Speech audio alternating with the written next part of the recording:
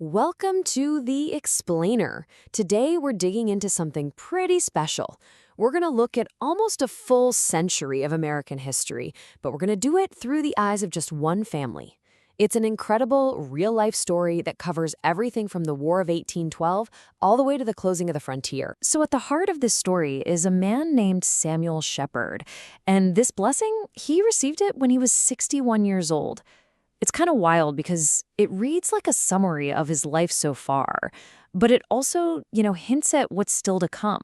A future that was going to be packed with huge challenges and just this incredible, unshakable belief. I mean, just think about that for a second, his lifespan. He was born when George Washington was still president, and he died right as the Reconstruction era was wrapping up. We're talking about 87 years where he didn't just watch American history happen. No, he was woven right into the fabric of it, especially the entire story of westward expansion, from the country's early days all the way to the Pacific Ocean. Okay, so he's a man defined by movement.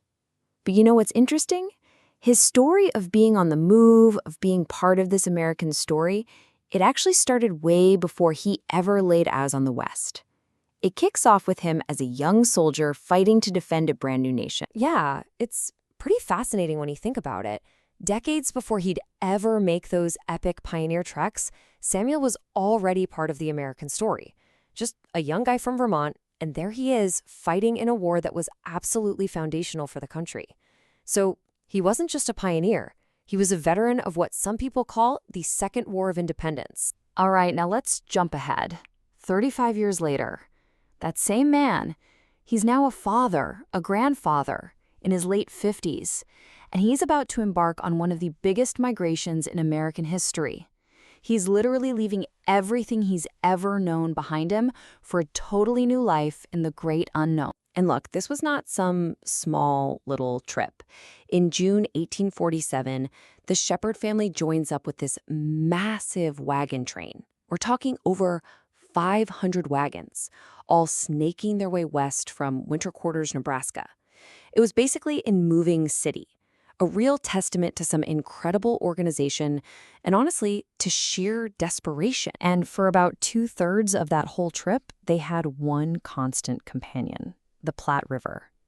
And you got to hear this quote from a pioneer. It just perfectly captures what a gritty, relentless pain this river was. It wasn't some scenic view, not at all. It was a daily, grinding challenge you just had to get through. I mean, this 1,100-mile journey was just one trial after another. It was relentless.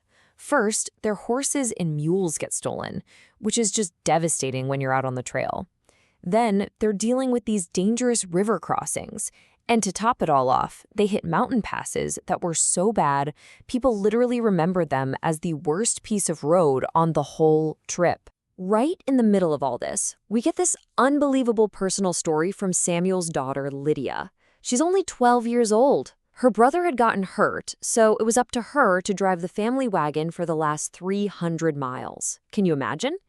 So when they get to this raging river, she, hesitates, and her dad just says, "Stay on that side then." It sounds harsh, but it really just shows you the unsentimental reality of the trail. It wasn't about being cruel, it was about survival, plain and simple. So they make it. They start carving out a life in the Salt Lake Valley. And after just a few years, guess what? The call comes to move again. But this time it's different. The Shepherds are now part of a mission with a completely different objective. Yeah, the why behind this trip was totally different. The first journey to Utah, that was basically a retreat, right? They were looking for an isolated place, a refuge. But this trip to California, this was a strategic move, a mission from the top. The goal was to set up a foothold in Southern California and, crucially, to control a year-round supply route from the coast. And the journey to get there? Oh, it was brutal.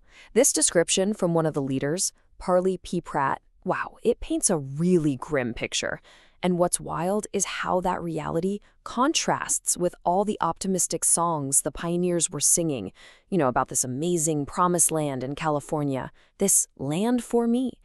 The reality was, well, it was a lot different. And yet, despite that brutal journey, What they pulled off was just astonishing. It was this incredible display of everyone working together. These colonists, they literally built a city from scratch.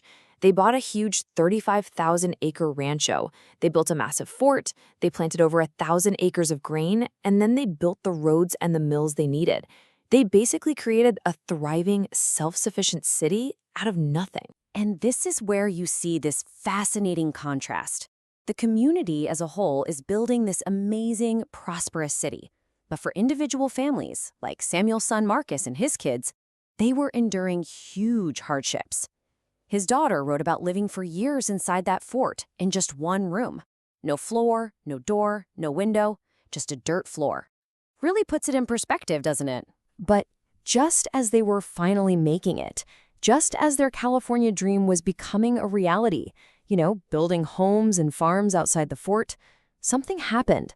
Events from half a continent away were about to threaten everything, to tear their whole world apart. So this leads to the big question, right? If San Bernardino was so successful, why would they leave? I mean, they built a whole city from nothing. Why would you just abandon all of that? Well, the answer is all about the immense pressure that started building up in 1857. It wasn't just one single thing. It was a perfect storm. First, you have the U.S. Army marching toward Salt Lake City, kicking off what's called the Utah War. Then, church leadership officially calls back the leaders of the colony. On top of that, rumors are flying that the route back to Utah is going to be cut off, that they'll be trapped. You can imagine the fear. A state of alarm just took over. So the rush to leave was frantic. And this quote from another settler, Louisa Barnes Pratt, it captures the heartbreak.